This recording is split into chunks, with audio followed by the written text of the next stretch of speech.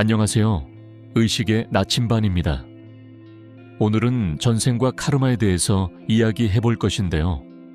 전생은 과연 실제하는 것일까요?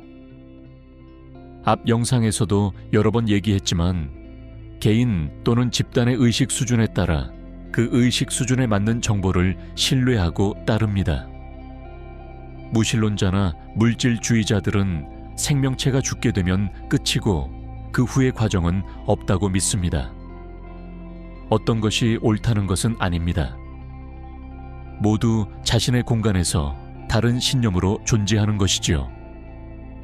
무신론자는 200 이하의 에너지 수준을 넘지 못합니다. 그에 따라 그들의 영혼은 긍정적이지 못한 부분에서 머물 것입니다. 무력감과 우울함에 항상 노출돼 있죠. 데이빗 호킨스 박사는 각 개인의 의식은 어떠한 정보의 형태로 무형의 공간에 저장된다고 말합니다. 과거, 현재, 미래는 모두 한순간에 통합돼서 일어나는데 그것이 바로 지금이며 우리가 현재 경험하고 있는 인생은 카르마에 의해서 형성됩니다. 카르마란 우리나라의 언어로 업이며 이것은 정보의 형태로 얘기를 할 수 있습니다. 보통 이 정보는 우리의 행동과 생각의 미세한 정보들이 빠짐없이 기록되고 이것은 물리적인 작용 반작용의 법칙처럼 경험을 통해 반복돼서 일어납니다. 박사는 윤회의 목적은 삶을 통한 의식의 성장에 있는데 보통 우리는 여러 번의 삶을 통해서 서로 역할을 바꿔가며 삶을 경험하는데 이를 통해 서로 같은 입장에 서서 이해하고 배우는 기회가 되는 것입니다. 이것은 각자 의식을 성장시키는 과정을 위해 존재한다고 합니다. 우리가 전생을 얘기하는 이유는 현생에서 개개인의 사건들을 이성적으로 설명하기에 한계가 있기 때문입니다.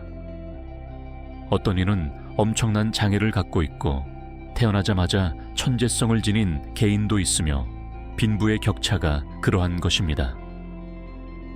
박사는 큰 맥락에서 봤을 때는 카르마라는 우주적인 정보가 모든 사람에게 적용이 되고 그로 인해 우리가 현생에서 어떤 상황에서든 가해자와 피해자를 나누는 이분법적인 사고는 존재하지 않는다고 하는 것이죠. 개인의 의식 수준이 600을 넘었을 때에 그는 자신의 전생을 체험한다고 합니다. 이들이 그 여러 전생들을 현생처럼 실제와 같은 경험을 한다고 합니다. 참고로 600을 넘는 사람들은 100만 명 중에 1명이라는 확률로 존재한다고 합니다.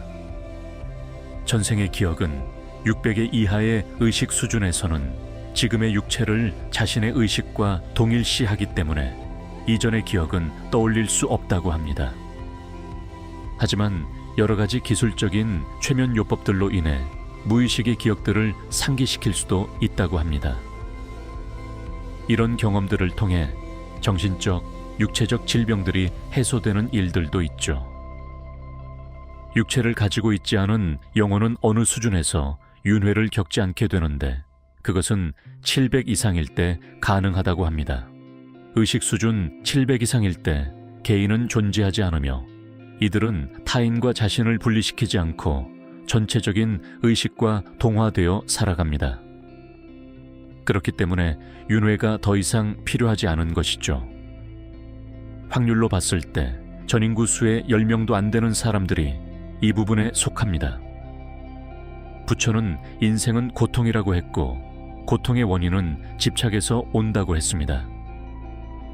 집착이 소멸되면 윤회는 끊어진다라고 했습니다. 우리는 어디로 가고 있을까요? 끊임없는 집착에서 해방되는 것이 우리의 영혼이 바라는 것 아닐까요?